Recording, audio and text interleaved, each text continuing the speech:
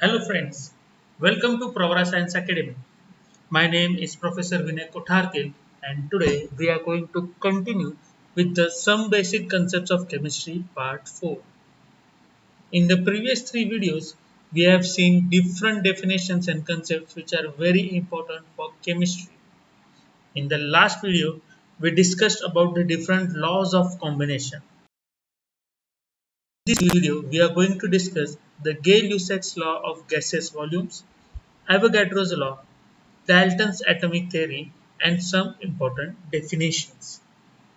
So, without wasting any time, let's begin with the first law, that is the Gay-Lussac's law of gaseous volume. The law was given by the scientist Gay-Lussac in the year 1808. Gay-Lussac's law of gaseous volume states that when gases combine to or are produced in a chemical reaction, they do so in a simple ratio by volume, provided all gases are at same temperature and pressure. It means that if the temperature and pressure are kept constant and if two gases are combining to form a product through a chemical reaction, then the ratio in which the two gases combine will be a simple ratio of their volumes. The same concept is explained by the law of definite proportion. But law of definite proportion provides the same explanation but with respect to mass. So what is the difference between Gay-Lussac's law of gaseous volume and law of definite proportion?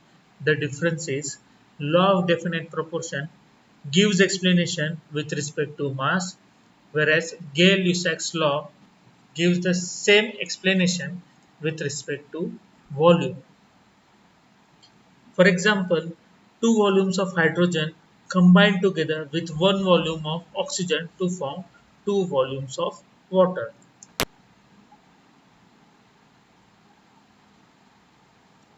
So suppose if we have 100 ml of hydrogen, that is two volumes of hydrogen, and if that hydrogen reacts with 50 ml of oxygen, that is one volume of oxygen, we get 100 ml of water vapor, that is two volumes of water vapor. Here is see here that two volumes of hydrogen are reacting with one volume of oxygen to give two volumes of water vapor.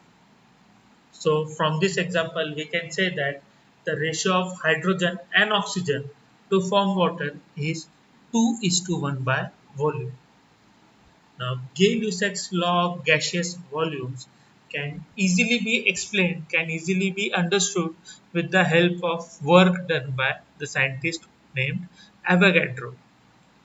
Work done by Avogadro helped in explaining the Gay-Lussac's law of gaseous volume in a simpler way. So let us move ahead and understand what is Avogadro's law. Avogadro's law was proposed in the year 1811. The law states that equal volumes of all gases at the same temperature and pressure contain equal number of molecules. Consider we have one volume of hydrogen and that one volume is equal to 50 ml, and we also have one volume of oxygen which is again 50 ml. So according to Avogadro's law, one volume of hydrogen will contain the same number of molecules as present in one volume of oxygen. Avogadro was able to explain this with the help of same experiment that was conducted by Gay-Lussac. He considered two volumes of hydrogen react with one volume of oxygen to give two volumes of water vapor.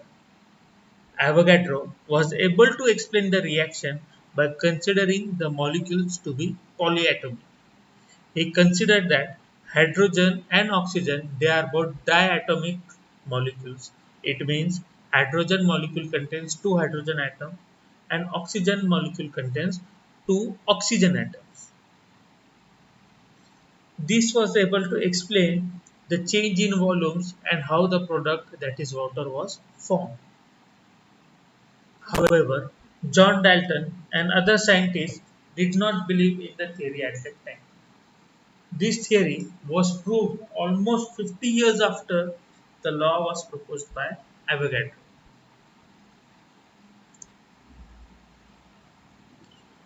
As I mentioned, if two volumes of hydrogen, that is 100 ml, reacts with one volume of oxygen, that is 50 ml of oxygen, we get two volumes of water vapor, that is 100 ml, without leaving any unreacted oxygen. According to Avogadro's law, it means that two molecules of hydrogen combine with one molecule of oxygen to form two molecules of water vapor.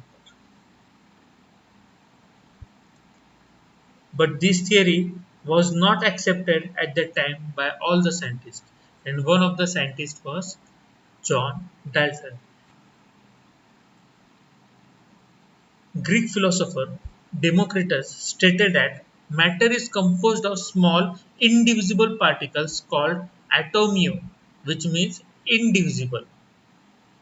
This concept, given by Democritus, was explained in depth after almost 2 centuries by scientist John Dalton in the year 1808, which he published, which was called A New System of Chemical Philosophy. The journal consists of the following points. First point was matter consists of indivisible atoms. According to John Dalton, the atoms which are present in matter cannot be further divided into simpler substances. Second point was all the atoms of a given element have identical properties including identical mass, and atoms of different elements differ in mass. It means that if you take two atoms of the same element from any part of the earth, the two atoms will have the same atomic mass.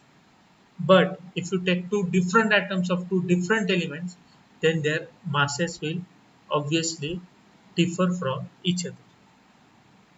The third point was compounds are formed when atoms of different elements combine in a fixed ratio. We have seen this in our previous videos that if there is formation of a compound, for that purpose, the constituent atoms will combine in a fixed ratio. For example, in case of H2O, that ratio is 2 is to 1 for hydrogen and oxygen. And the last point was chemical reactions involve reorganization of atoms. These are neither created nor destroyed in a chemical reaction. It simply means that during a chemical reaction, matter can neither be created nor destroyed. By this point, you must have understood that these four statements given in the Dalton's atomic theory are nothing but the observations of different laws of chemical combination. So John Dalton, he simply combined all the laws and he gave one common observation, one common conclusion based on the different laws of chemical combination. Based on this theory, atomic mass was considered as the most fundamental property of an element, and attempts were made to classify these elements based on atomic mass. In standard 10th, you have studied Dobereiner stride, Newlands octaves, Mendeleev's periodic table. All these three were based on the concept that atomic mass is the most fundamental property of an element, and this observation was concluded based on Dalton's atomic theory. But later on, it was proved that atomic mass is not the most fundamental property of an element, but atomic number is the most fundamental property of an element. Over the time, the statements given in Dalton's atomic theory were modified based on new observations. Now we know that atom is not the smallest indivisible particle. Atom consists of different smaller subatomic particles like protons, neutrons and electrons. We also know that two atoms of the same element can have different masses. It was proved in the later years that same element can exist as different isotopes and the masses of these isotopes are different. For example, carbon has three isotopes: carbon 12, carbon 13 and carbon 14. So the masses of all the three isotopes of carbon are different. So these are some of the important laws that you should know. In the last video, we saw the laws of chemical combination. In this video, we saw Gay-Lussac's law of gaseous volume, Avogadro's law, and we also saw the Dalton's atomic theory. Moving ahead, let us understand some very important definitions. The very first definition is atomic mass unit. What is atomic mass unit? A mass exactly equal to 1/12 of the mass of carbon 12 atom is nothing but the atomic mass unit. In the previous videos, we have discussed what is atomic mass and I explained you what is 1 AMU. In our previous videos, I have asked you the question why we consider carbon 12 atom as the reference standard for measuring the mass, the atomic mass of any element. Earlier, the mass of hydrogen was considered as standard for relative mass and it was given the mass 1. But as we all know, hydrogen only consists of protons, whereas all other elements except hydrogen contain both proton as well as neutron, and the mass of neutron is slightly more than the mass of proton. So we cannot use hydrogen as the standard as it does not contain a neutron, which will play a minor role but a significant role in determining the atomic mass of an element. So it was shifted to carbon 12 atom. This is because it is a highly stable isotope and it is the most common isotope of carbon and its mass remains the same 99% of the time. Hydrogen was replaced with carbon 12 and currently we use carbon 12 as a reference standard for measurement of atomic masses of different elements. Moving ahead, let us understand the next definition, that is the average atomic mass.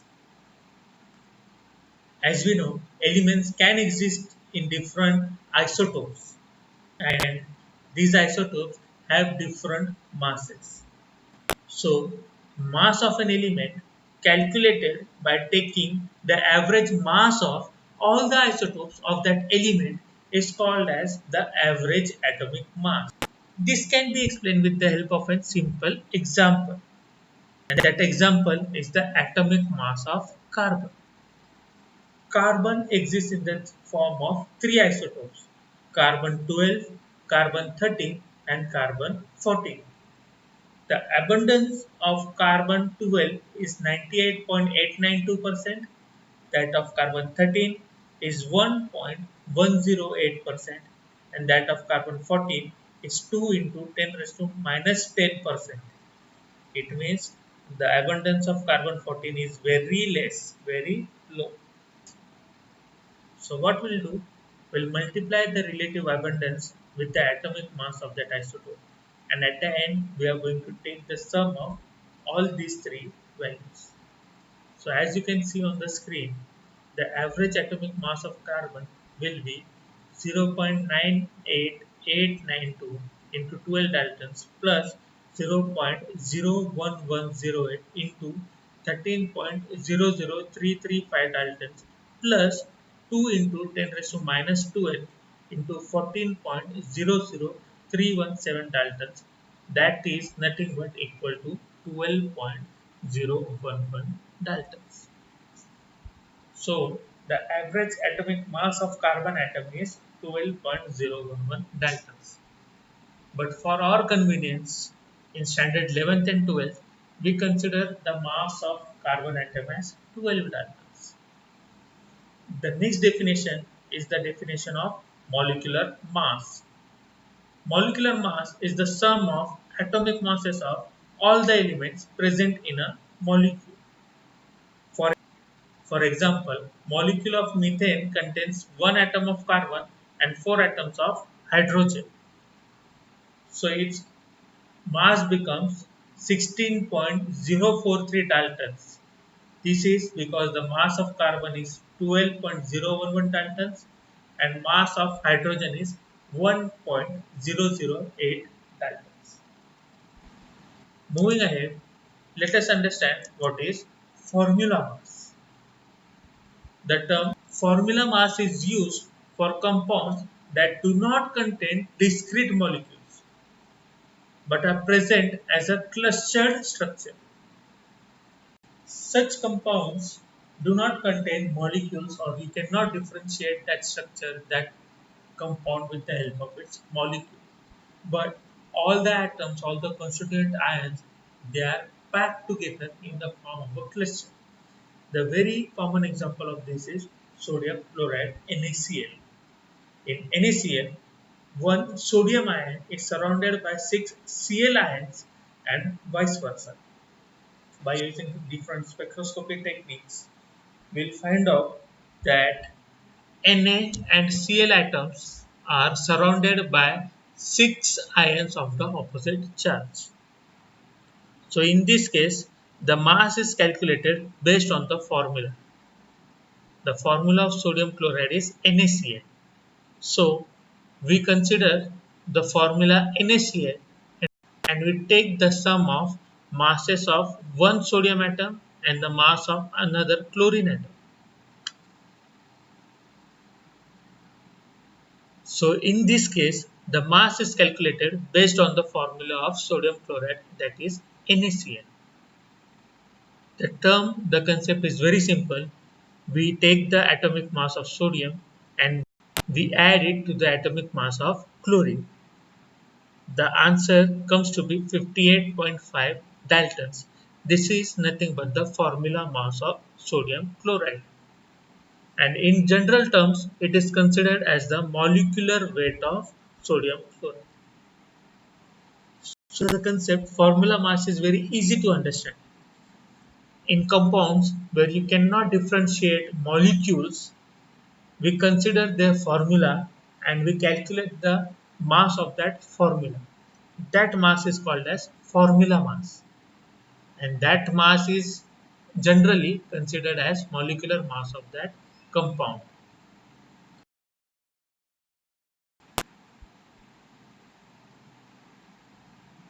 I hope you understood all the concepts that we have discussed in this video and in the previous videos. If you like the video, please share it with your friends and please subscribe to the channel and please keep watching Progress Science Academy. Thank you.